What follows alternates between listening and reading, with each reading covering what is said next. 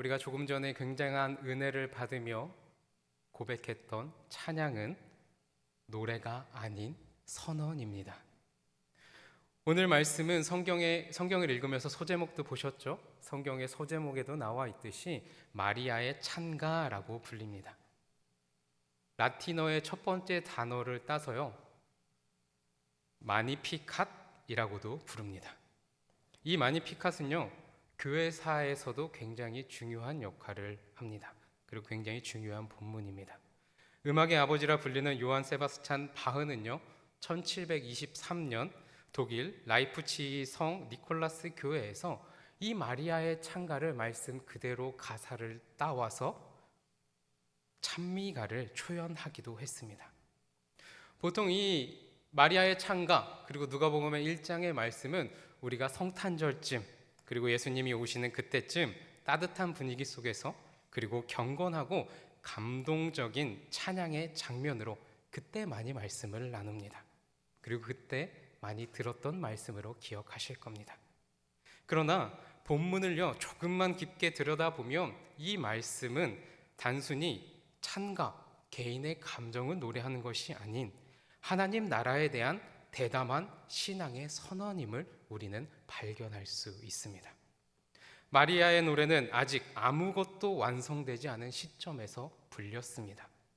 마리아는요, 아직 출산도 경험하지 않았고요, 예수님은 사역도 시작조차 하지 않았을 때입니다. 세상의 질서는 여전히 로마 제국의 권력 아래에 있었고요, 그럼에도 마리아는 이미 하나님의 나라가 임한 것처럼 노래합니다. 성령으로 잉태한 지 얼마 되지 않았을 때입니다.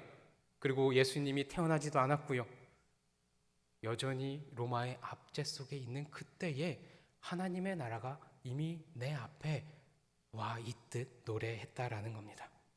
바로 이것이 이 찬가가 지닌 신학적인 깊이이며, 우리가 이 말씀을 성탄절 즈음에만 나누는 것이 아니라 언제든 묵상하고 기억해야 한다라는 겁니다. 먼저 본문 39절은 이렇게 시작합니다. 39절 말씀입니다. 이때에 마리아가 일어나 빨리 산골로 가서 유대 한 동네에 이르러. 갈릴리 나사렛에 살던 어린 소녀 마리아는 성령으로 구세주를 잉태한 후 유대 산지 예루살렘 남서쪽 근교에 살고 있던 친척 엘리사벳에게로 달려갑니다.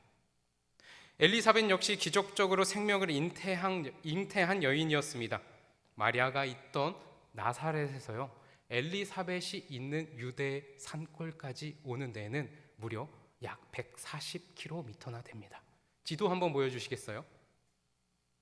지도 보시면 위에 빨갛게 동그라미 쳐져 있는 곳이 나사렛, 갈릴리 지방 근처 나사렛이고요, 그리고 동그랗게 예루살렘과 베들레헴 부분에 치여 있던 곳이 아마 엘리사벳이 있던 곳입니다.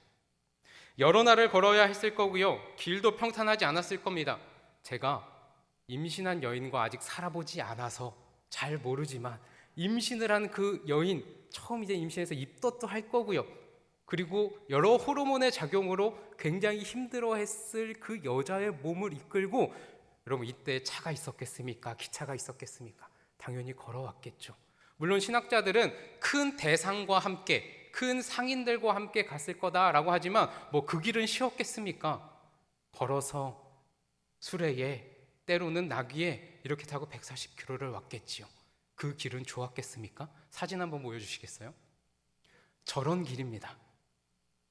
지금이야 저 도로도 보이고 길도 좋아 보이지만 그 당시에 길이 좋았겠습니까? 다음 사진도 보여주시겠어요? 지금 보이는 사진은요, 다 제가 직접 찍은 겁니다. 아까 그 사진은요, 제가 실질적으로 세례 요한이 있었을 것이다 라고, 엘리사벳과 그리고 사가랴가 살았을 것이다 라고 추정되는 곳에 제가 방문했을 때고요. 다음 사진이요? 네, 이건 유대 광야예요. 어쩌면 마리아는 이러한 유대 광야를 거쳐 왔었을지 모릅니다. 다음 사진이요? 이것은 제가 찍었는데 예루살렘과 베들레헴이 굉장히 가까워서 제가 베들레헴 쪽으로 가던 차 속에서 찍은 사진입니다. 제가 직접 찍었다는 증거를 보여주기 위해서 제가 이렇게 셀카를 찍었던, 실질적으로 저곳이 세례 요한이 살았을 것이다 라고 생각되어진, 뽀송뽀송하죠? 30대 때입니다, 여러분. 네, 다음 사진이요. 네, 저기가 저 그림에서 작은 아이는 세례 요한이고요. 그리고 저 여인은 마리아로 추정되는 그림입니다. 다음 사진요. 저거는 이제 세례 요한이 저곳에 살면서 떠먹었을 것이다 라고 생각되어지는 우물인데, 그 가이드 해주시는 목사님이 저 물 먹지 말라 그랬어요. 근데 제가 어떻게 할게요? 이렇게 한번 찍어 먹어봤어요. 신학생으로, 전도사로 용기 있게 세례 요한이 먹었을지 모르는 우물이니 나도 한번 찍어 먹어본다 하고 이렇게 먹어봤는데 물이 맛있진 않더라고요. 저렇게 제가 이렇게 사진 보여드린 것처럼 마리아가 엘리사벳을 보기 위해 오갔을 그곳이 절대로 쉽지 않았을 것이다 라는 거예요. 그런데 우리가 방금 보았던 39절의 말씀을 보면 이러한 표현이 있습니다. 일어나 빨리. 천사의 말을 들은, 성령으로 잉태하였다, 너는 지금 임신했다라는 이 소리를 듣자마자 그 좋지 않은 길, 그리고 그 먼 그곳으로 일어나 빨리 곧장 갔습니다. 마리아는 엘리사벳의 집에서 약 3달 동안 머물며 함께 지나다가 세례 요한이 태어나기 직전에 돌아온 것으로 보입니다. 그렇다면 우리는 질문이 생깁니다. 왜 저 먼 곳에, 저 길도 좋지 않은 저곳에 마리아는 성령으로 잉태하자마자 곧장 갔을까? 천사의 현현을 통해 자신이 하나님의 특별한 은총을 입었음을 알게 된 마리아는 성령으로 잉태됐다는 것이 나는 은혜입니다 라는 것을 알았던 마리아는 자신과 유사한 은혜를 경험한 엘리사벳과 그 기쁨을 나누고 싶기 때문에 달려간 겁니다. 아시죠? 엘리사벳도 나이가 많아서 임신하지 못하다가 천사가 와서 임신할 거다라고 알려주잖아요. 우리도 은혜를 받은 비슷한 경험을 한 사람을 찾아가지 않습니까? 여러분들도 이전에 우리 강남제일교회에 기쁜 일이 있었을 때, 그리고 은혜를 받았을 때 같이 경험한 분들과 그 이야기를 나누면 좋으시잖아요.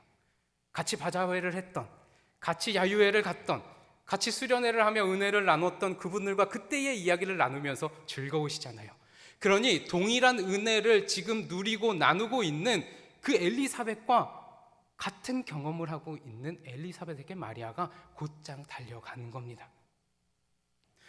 엄청난 은혜를 받고 은혜가 무엇인지 아는 이 두 여인의 만남은 엄청난 역사를 만듭니다. 예수님의 오실 길을 예비할 세례 요한을 잉태한 엘리사벳, 그리고 구세주 예수님을 잉태한 마리아, 기적의 만남이 아닐 수 없습니다. 엘리사벳은요, 마리아를 만나자마자 이렇게 축복합니다. 42절의 말씀인데 한 목소리로 함께 읽겠습니다. 42절 말씀입니다. 시작. 큰 소리로 불러 이르되 여자 중에 내가 복이 있으며 내 태중에 아이도 복이 있도다. 아멘. 이렇게 엘리사벳이 마리아를 축복하자, 그리고 이렇게 귀한 말을 하자, 이 말씀에, 이 축복에 대한 응답으로 터져 나온 것이 마니피캇 마리아의 찬가입니다. 46절과 47절에 마리아는 이렇게 고백합니다. 마리아가 이르되 내 영혼이 주를 찬양하며 내 마음이 하나님 내 구주를 기뻐하였음은. 아멘. 여기서 분명히 보여야 할 것은요, 마리아가 지금 찬양을 이제 시작하잖아요. 나에게 축복의 말씀을 듣고 마리아가 이제 노래를 시작하는데요, 그 노래의 시작을 주목했으면 좋겠습니다. 마리아의 찬양의 중심은요, 자신의 상황이 아닌 하나님이라는 거예요. 마리아는 내가 선택받았습니다. 내가 성령으로 잉태되어 지금 내 뱃속에, 내 안에는 구세주 예수님이 있습니다 라는 그 상황을 놓고 이것이 감사합니다 라고 노래하고 찬양하는 것이 아닌 하나님이 최고입니다, 하나님만 노래합니다, 하나님께 영광 돌립니다 라며 찬양의 주어, 찬양의 시작을 하나님께 영광을 돌립니다. 나에게 이렇게 해주셔서 감사합니다, 나에게 이런 것을 주셔서 좋습니다, 이렇게 노래를 시작하는 게 아니라 하나님을 찬양합니다, 하나님을 기뻐합니다로 노래를 시작한다는 겁니다. 찬양의 주어는 철저히 하나님입니다. 마리아는 자신에게 일어난 사건을 중심에 두지 않고 그 사건을 일으키신 하나님의 성품과 하나님의 행하심을 먼저 보았습니다. 오늘날 많은 이들의 찬양을 보면요, 종종 자신의 감정을 표현하는데 그러한 노래를 합니다. 찬양인데요, 개인적인 만족의 수단으로 찬양을 삼을 때도 있습니다. 그러나 성경이 우리에게 보여주고 정의 내리는 찬양은요, 언제나 하나님이 어떤 분이신지, 그리고 하나님이 나에게 행하신 일이 무엇인지를 노래하라라고 합니다. 이것이 성숙한 신앙인의 모습이고 우리가 해야 할 찬양의 모습입니다. 그래서요, 이 앞에서 찬양 인도하는 찬양팀이 모르는 찬양을 할지라도 우리는 찬양할 수 있는 거예요. 왜요? 그 노래로 내 감정이 몽글몽글해지려고 노래하는 게 아니니까요. 내 만족을 위해 노래하는 것이 아니기 때문에 내가 생전 처음 들어보는 멜로디와 가사와 노래일지라도 그것이 하나님을 찬양한다면 하나님의 행하심과 하나님의 성품을 바라보며 떠듬떠듬 같이 노래할 수 있는 겁니다. 48절의 말씀을 보겠습니다. 우리 48절의 말씀 함께 읽겠습니다. 시작. 그의 여종의 비천함을 보라, 이제 후로는 만세에 나를 복 있다 일컬으리로다. 아멘. 이제 하나님을 그렇게 찬양하고 하나님을 높인 마리아는 자신을 비천한 여종이다라고 고백합니다. 이것은 단순한 겸손의 표현이 아니라 당시 사회적 현실에 대한 정확한 인식입니다. 마리아는요, 젊은 여성이었고요, 그리고 갈릴리 나사렛의 가난한 가정의 딸이었습니다. 종교적, 사회적, 정치적으로 중심에서는 굉장히 멀리 떨어져 있는 존재라는 것을 인식하고 있는 거죠. 그저 우리가 기도 중에 하는 저는 종입니다, 나약한 자입니다, 낮은 자입니다 라는 추상적인 어구가 아니라 정말 실질적으로 내가 처해 있는 상황을 인지하고 말하고 있다라는 겁니다. 그러나 하나님은 바로 그 비천함을 돌아보셨다라고 말합니다. 여기서 돌아보다는 단순히 시선의 움직임을 뜻하는 것이 아닌 하나님의 구원의 행동이 수반되어져 있는 표현입니다. 내가 그렇게 너를 관심 갖고 보고 있다, 하나님이 돌아보았다라는 건요, 단순히 하나님의 시선이 거기 있고 시선을 움직였다는 게 아니라 내가 너의 모든 상황을 다 알고 그 상황에 맞춰 너를 구원할 거다라는 표현이다라는 거예요. 즉, 자격 없는 자신을 하나님이 선택해 주셨다라는 것, 자격 없는 자에게 주어지는 것, 두 글자로 뭐라 그러죠? 은혜라고 합니다. 은혜가 뭡니까? 받을 자격이 없는 사람에게 베풀어주는 호의입니다. 구주이신 예수님의 잉태는 하나님, 저는 너무나도 비천한 자인데 저에게 구세주 예수 그리스도를 성령으로 잉태하게 하신 그것 자체가 은혜입니다 라고 지금 말하고 있는 겁니다. 마리아에게 예수님의 잉태가 예수님을 속에 담을 수 있는 것이 은혜라면요, 오늘 우리가 예수 그리스도를 믿어 마음에 모시고 사는 것 또한 동일한 은혜입니다. 아멘이십니까? 마리아와 같이 우리도 그래서 고백해야 되는 거예요. 왜요? 여러분 안에, 제 안에 누가 있으시니까요? 예수님이 있으시니까요. 성령으로 잉태하여 정말 예수님을 뱃속에 갖고 있는 것만 은혜가 아니라 죄인인 우리가 우리의 마음속에, 우리의 삶 속에 예수님과 동행하며 담아 살아갈 수 있다는 것 자체가 은혜라는 겁니다. 그러기에 우리도 이렇게 노래해야 돼요. 내 사건과 내 상황을 중심에 놓고 이걸 해줬으니 감사합니다, 이걸 안 해줬으니 저 삐질 거예요가 아니라 그저 예수님이 내 안에 있으니까 예수님을 모시고 살 수 있고, 예수님이 계신, 예수님을 믿어 내가 하나님의 나라를 노래할 수 있으니 찬양할 수 있는 겁니다. 사도 바울은 그래서 에베소서 2장 8절에 이렇게 말합니다. 너희는 그 은혜에 의하여 믿음으로 말미암아 구원을 받았으니 이것은 너희에게서 난 것이 아니요 뭐라고요? 하나님의 선물이라. 아멘. 그러므로 우리 역시 마리아처럼 찬양해야 합니다. 우리의 비천함, 죄인됨을 아시면서도 우리의 죄를 없애주시고 구주 예수님을 마음에 품고 살게 해주시는 그 하나님의 은혜를 말입니다. 하나님은 강한 자를 선택하신 것이 아닌 세상이 주목하지 않는 존재를 통해 구원의 역사를 이루어 가십니다. 하나님 나라 선택 기준은 인간의 능력이나 조건이 아닌 전적인 은혜입니다. 교회가 잊지 말아야 할 너무나도 중요한 진리입니다. 이제 마리아는 본격적으로 하나님의 행하심을 노래합니다. 49절 말씀입니다. 함께 읽겠습니다. 시작. 능하신 이가 큰 일을 내게 행하셨으니 그 이름이 거룩하시며. 아멘.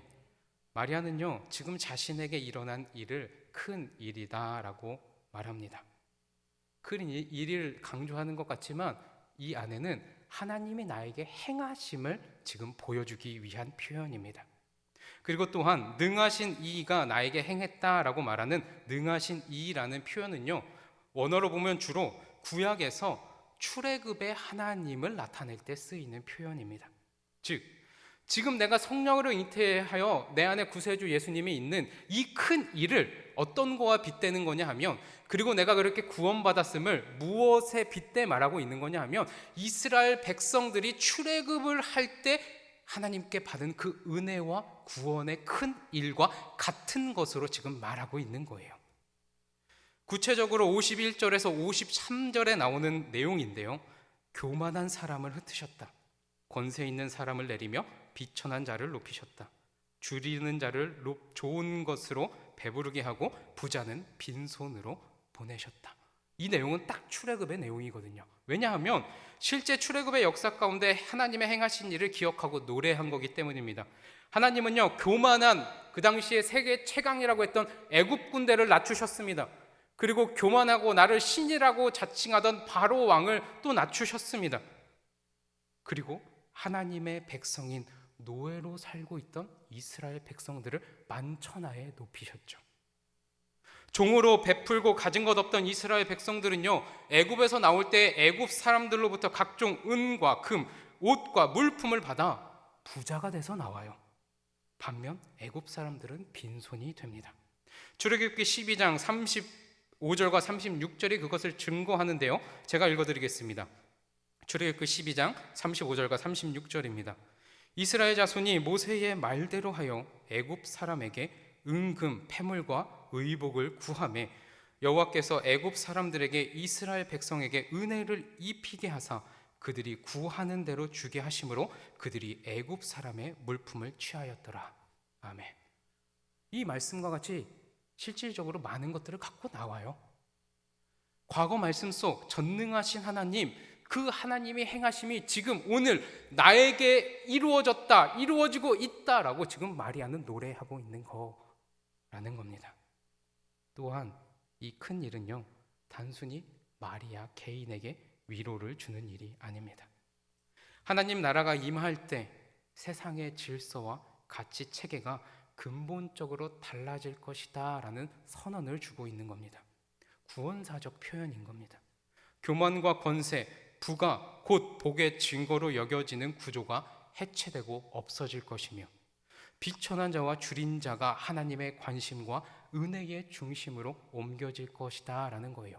지금은 힘 있고 돈 있고 좋은 옷 입고 많은 것을 갖고 있는 사람이 복된 것처럼 보이지만, 하나님의 나라가 임할 때에는 비천한 자, 줄인 자, 힘들어하는 자, 약한 자가 중심에 서게 될 거라는 거예요. 어떤 중심이에요? 하나님의 시선이에요. 하나님의 은혜예요. 그것이 하나님의 나라라는 것을 지금 노래하고 있는 겁니다.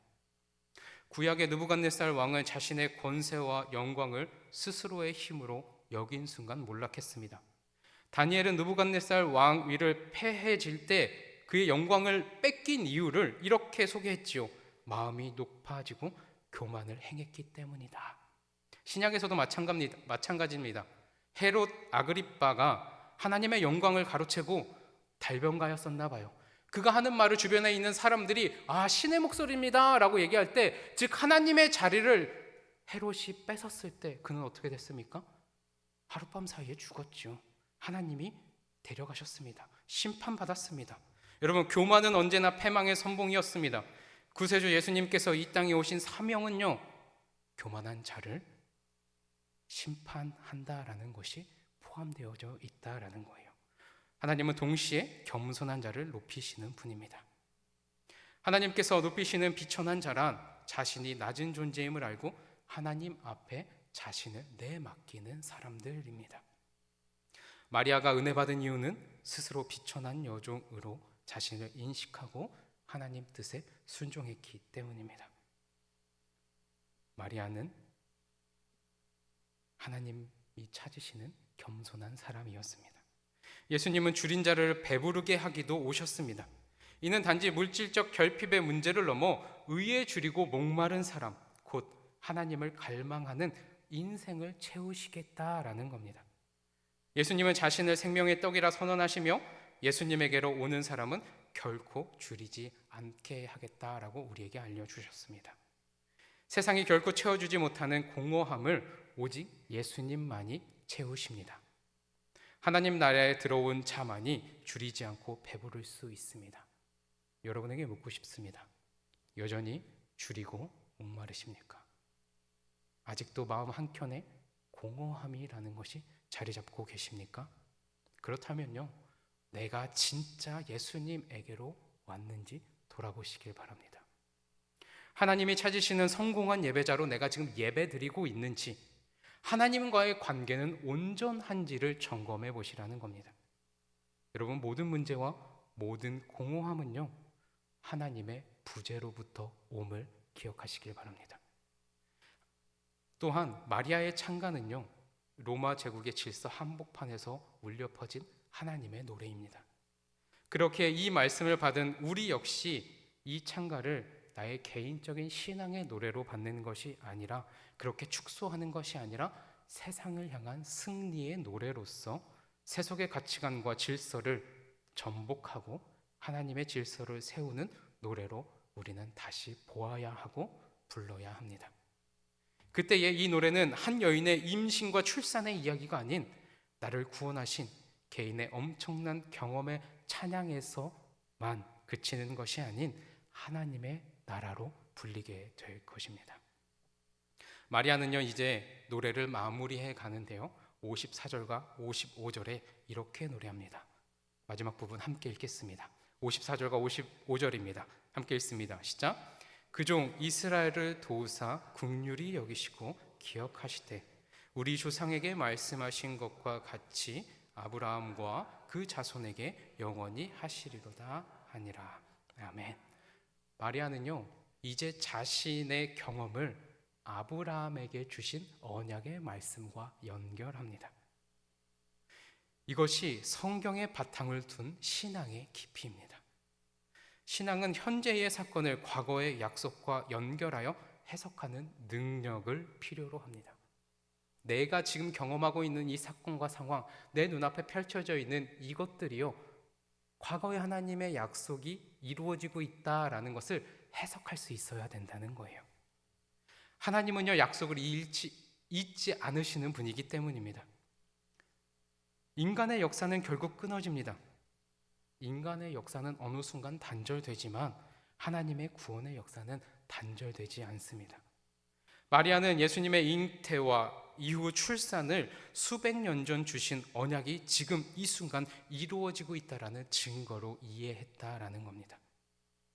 여러분은 기록하여 주신 하나님의 말씀이 지금 나에게 이루어지고 있다라고 믿으십니까? 지금 우리가 이 강남제일교회에서 예배 드리고 있는 것도, 이 말씀을 이 시간 내가 들어받고 있는 것도 하나님이 우리에게 약속해 주신 것이다 라고 믿으십니까? 믿으셔야 돼요. 아멘 소리가 크게 들리기를 원했습니다.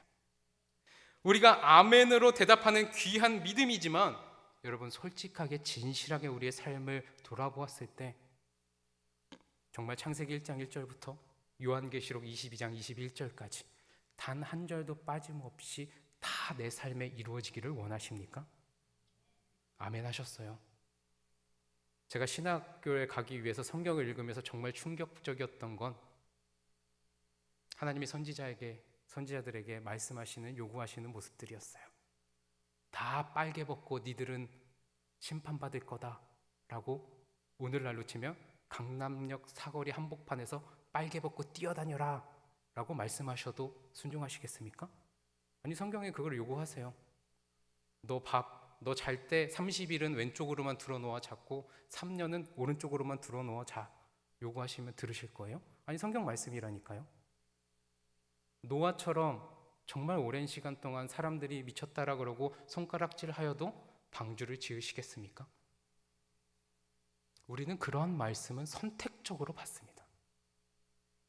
하나님의 말씀이 내 인생에 다 이루어지고 있고 지금 이 상황은 하나님이 약속하신 그 말씀이 내 인생에 이루어지고 있다라고 지금 아멘으로 우리가 믿음으로 고백하지만 진실하게 정말 솔직히 내 삶을 보았을 때 이렇게 가져오기 힘든, 때로는 불편한, 어려운 이러한 일들은 우리가 선택적으로 받고 있지 않냐라고 묻는 겁니다.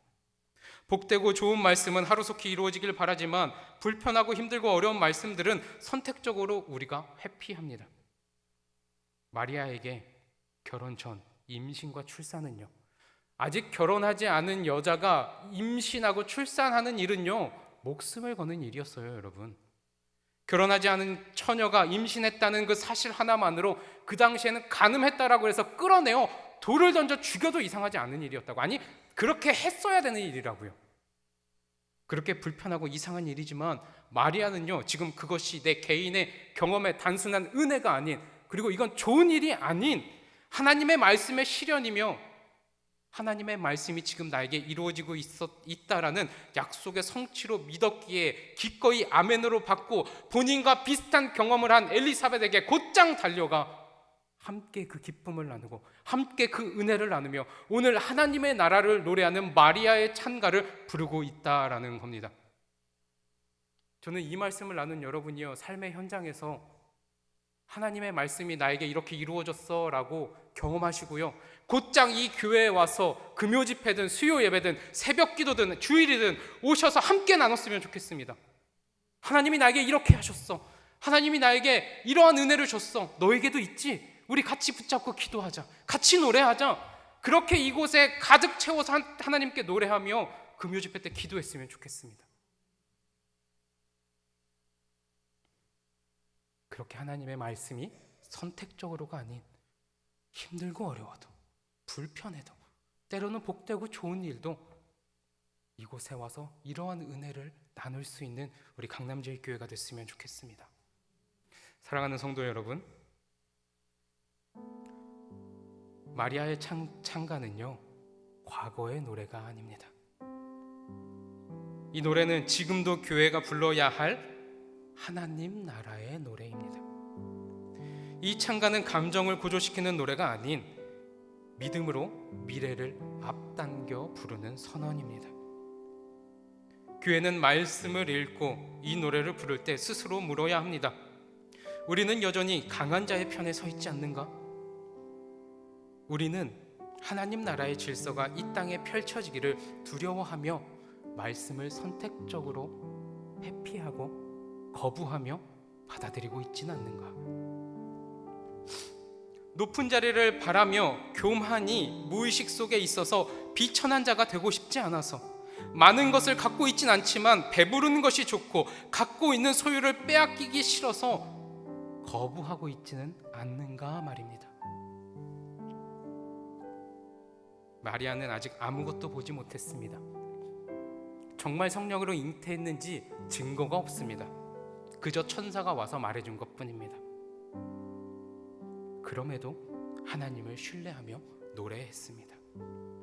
하나님의 말씀이 내 삶, 지금 이 순간 이루어지고 있음을 감사하며 기뻐하고 영광 돌리시길 바랍니다. 오늘 우리도 같은 마음으로, 마리아와 같은 마음으로 이 말씀을 받으시길 소망합니다. 그리고 우리가 고백하는 모든 찬양에, 모든 노래에 이 마음이 담기길 원합니다. 하나님의 나라가 우리의 신앙의 고백이 되길 주님의 이름으로 축원합니다.